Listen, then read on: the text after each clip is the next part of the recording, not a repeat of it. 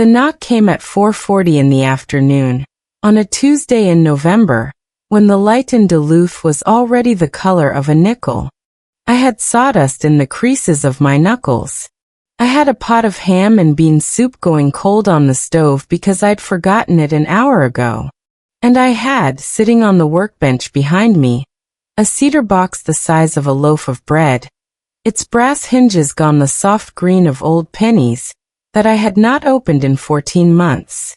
I knew who was at the door before I opened it. Not because I'm psychic. Because a man in a wool overcoat, holding a leather portfolio, standing very straight on a porch with a broken step he did not comment on. That man only comes to a house like mine for one reason. He said my name. He said he was sorry for my loss, though he had never met her.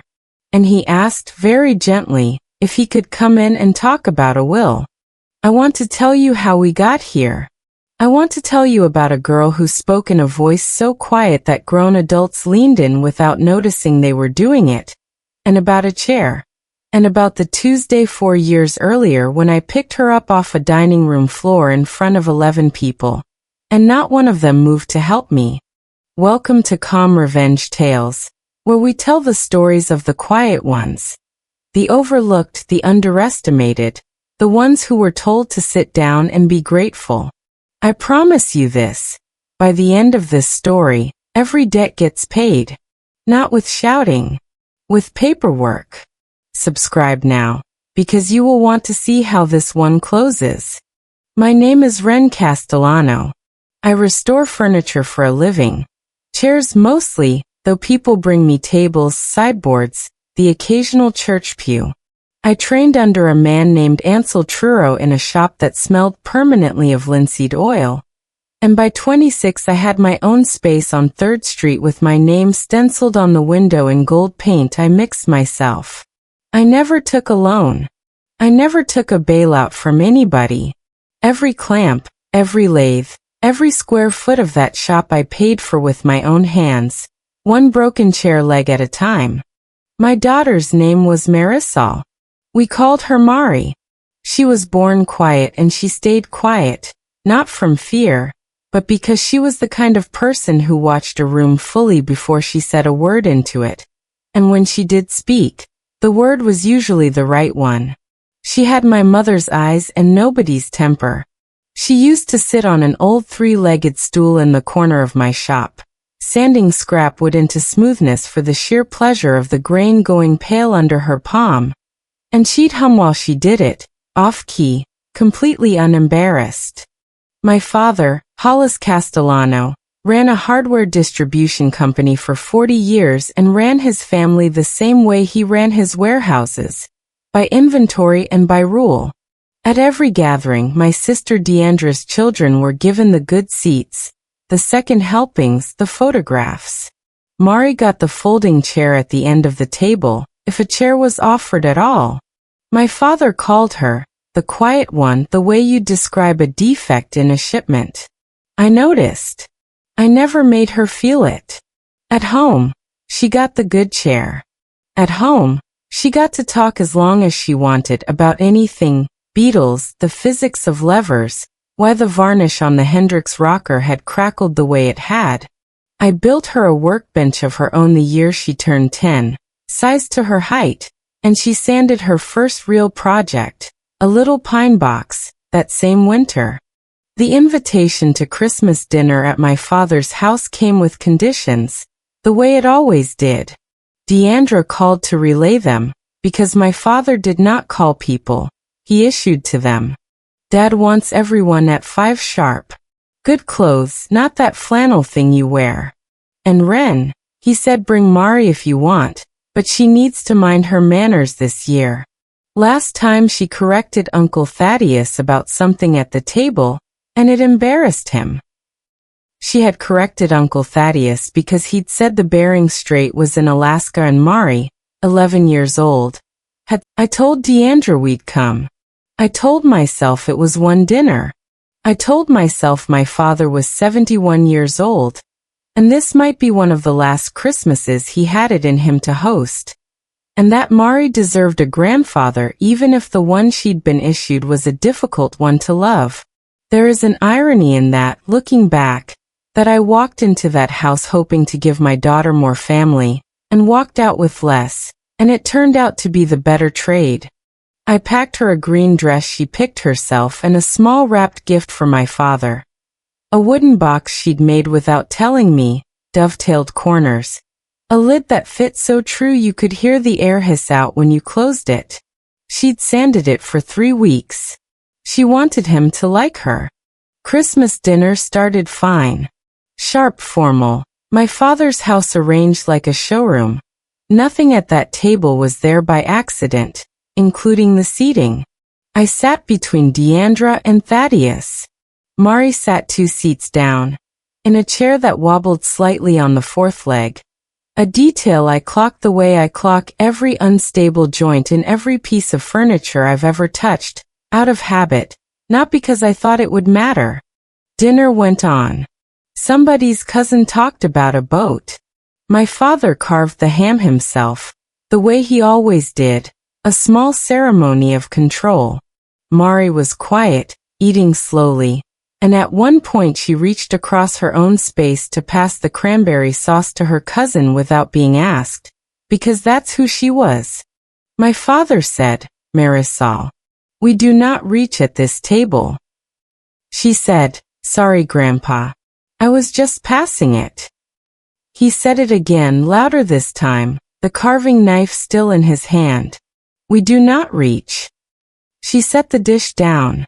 She folded her hands in her lap the way I taught her to when she was nervous. And then, because she was 12 and she wanted more than almost anything, for the day to go well, she reached one more time, just to slide the dish fully back into its place, to fix the mistake. My father shoved the chair. Not her. The chair. He put his hand flat on the back of it and pushed. And because the 4th leg was already loose, the chair went sideways and down. And Mari went with it. And her elbow caught the corner of the table hard enough that I heard the sound from across the room before I heard her cry out. 11 people at that table. 11 adults. Nobody moved. I was on the floor before I'd decided to be. I had her up. I had her elbow in my hand. I could already see it starting to swell. She wasn't crying loud. She was crying the way she did everything, quiet, like she didn't want to be a bother even now, and that quiet is what did it. That quiet is the sound I still hear. I said, "You do not touch her." My father said, "She needs to learn respect." I said, "She's 12. You're the adult in this room, and you're the only one who forgot it." He told me if I was going to talk to him that way in his own house, I could take her and go. I said, "Yes." I got her coat. I got her boots. I did not raise my voice again, because I did not need to. The room was already silent, and in that silence I heard my Aunt Reva's chair scrape back an inch, just an inch, her hand half lifted like she might say something. She didn't. She sat back down. I have thought about that half inch more than I've thought about almost anything else that night. At the door my father said, "You're overreacting, Ren. This is what you do. You always take her and go." I said no. This is the first time I've had a reason good enough. I want you to understand this was not me being thrown out. I have heard people tell this story back to me over the years, softened, as though I was punished, as though I lost something. I did not lose anything that night. I made a choice. I have never once regretted it. The next 4 years were arithmetic mostly. That's what nobody tells you about raising a child alone on a furniture restorer's income. It isn't grief, it isn't drama, it's arithmetic, done at the kitchen table at 11 at night with a calculator that needed a new battery. I kept putting off buying. I took on more chairs. Chairs pay better per hour than tables, if you know what you're doing, because most restorers won't touch the joinery work and I would.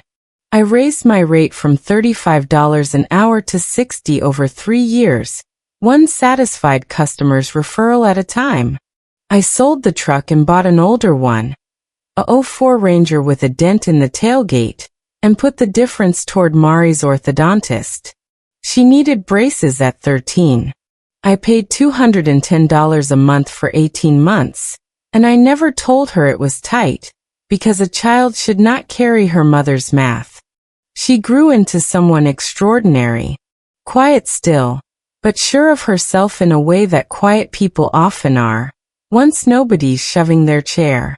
She took up the cello at 14, taught herself half of it from library videos because lessons were $40 a week I mostly couldn't spare, and by 16 she was good enough that her school orchestra director called me personally to say so. She worked Saturdays in my shop from the time she was 15, and by 17 she could dovetail a drawer joint as clean as mine, cleaner in places, because her hands were steadier. My father tried twice to buy his way back in. Once when Mari turned 16, an envelope arrived with $800 in it, and a note that said, "For whatever she needs, no strings." I sent it back. Not out of pride, because I knew my father, and I knew there were always strings. They just came pre-installed, invisible until you tugged. The second time, when she got into the State University's music program on a partial scholarship, he called the house directly and offered to cover the rest of the tuition if she'd agree to visit him properly, over holidays, without the attitude. I didn't even relay the offer to her. Some choices are mine to make on her behalf, and that one required no discussion. There was a shoebox that sat on the top shelf of my hall closet those 4 years. Deandra had started mailing things. A birthday card here, a folded 20 there, once oddly, a set of my father's old hardware store shipping stamps, the kind with his company's name inked on a rubber block. I never threw any of it away. I never opened most of it either. I told myself it was for Mari, that she could look through it when she was older if she wanted to understand her grandfather's family, on her own terms, not mine. I didn't examine that decision too closely. Some boxes you keep because throwing them away would mean admitting you're still waiting for something. There was one good night in there worth telling you about. Mari's 18th birthday. Of February so cold the shop windows frosted on the inside. I made her the meal she'd asked for every year since she was 7. Her grandmother's braised short ribs. The recipe on an index card so soft with handling the ink had gone the color of tea, for hours on low heat with a bottle of the cheap red wine from the corner store, because that was the recipe and my mother, before she died, had sworn the cheap wine cooked down better than anything expensive. Mari sat on the stool in the kitchen doorway, cello case leaned against the frame, and she said out of nowhere, stirring nothing, just watching the pot, "You know, I never think about that Christmas anymore. I think about this instead." She meant the kitchen. She meant the smell of it. I had to turn around and check the oven for a minute. I didn't need to check it.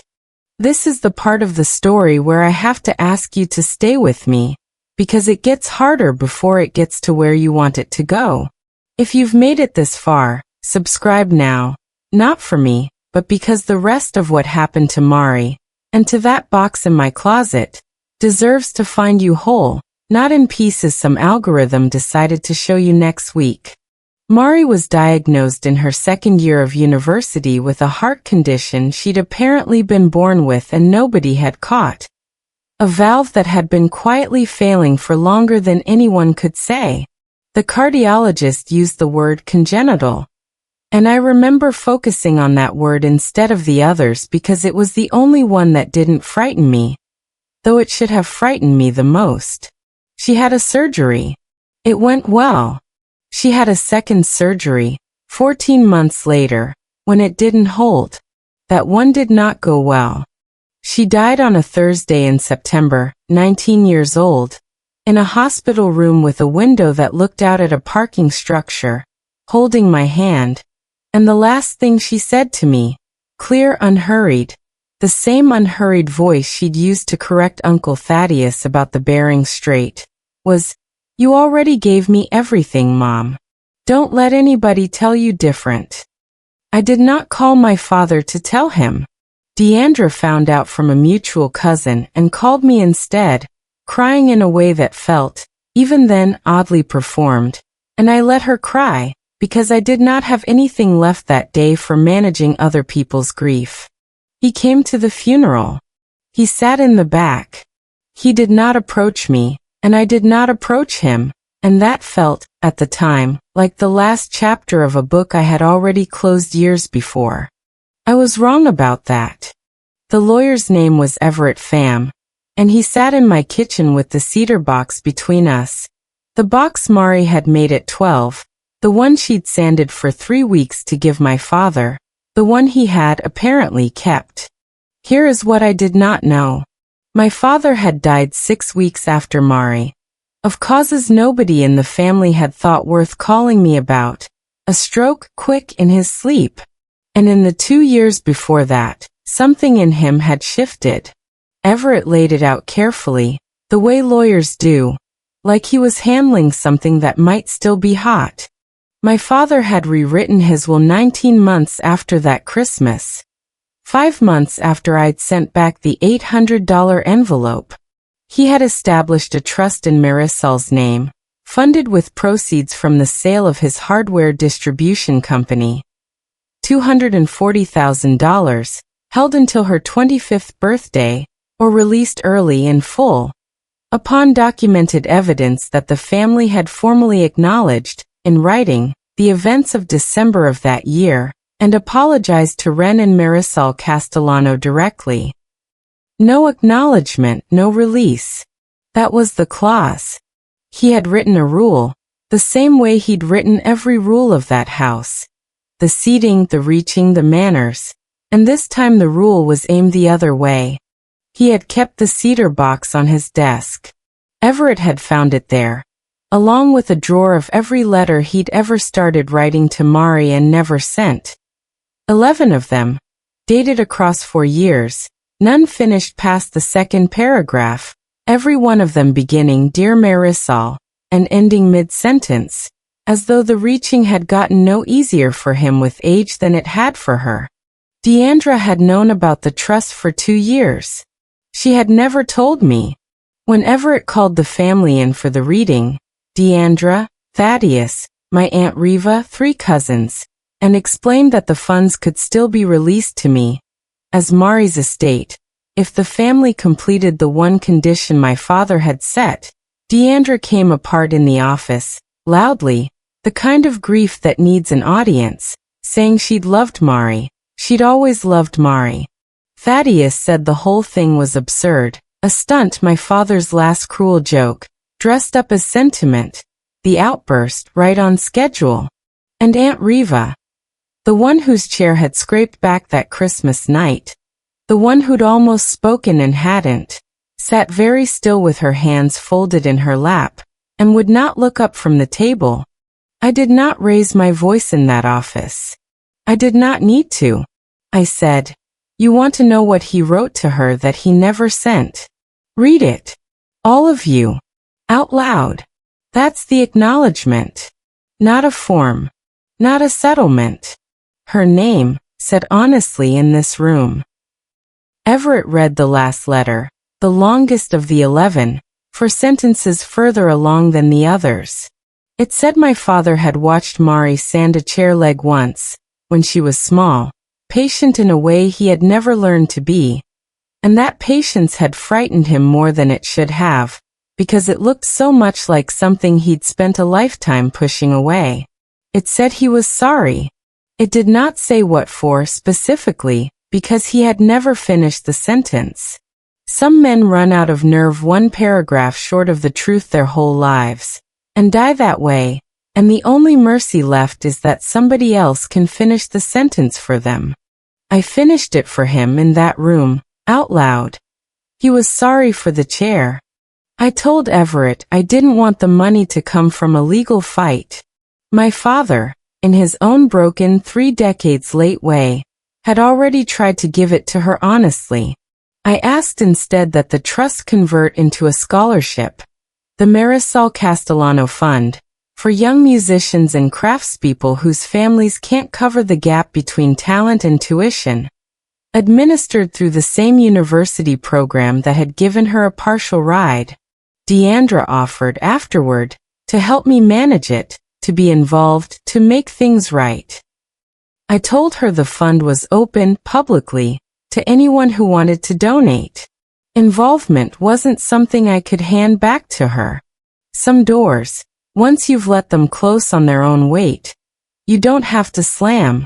You just don't have to open them again either. Thaddeus never spoke to me again, which cost me nothing. Aunt Reva wrote me a letter, 3 pages, admitting the half-inch of chair scrape had haunted her for 4 years, that she thought about it every holiday since. I wrote back one line, I understand. Some people only need permission to stop punishing themselves. I wasn't in the business of adding to it. I finished the short rib recipe card myself, this past February, on what would have been Mari's 21st birthday, for hours on low heat, the cheap wine, alone in the kitchen. I still hum, off-key, the way she used to.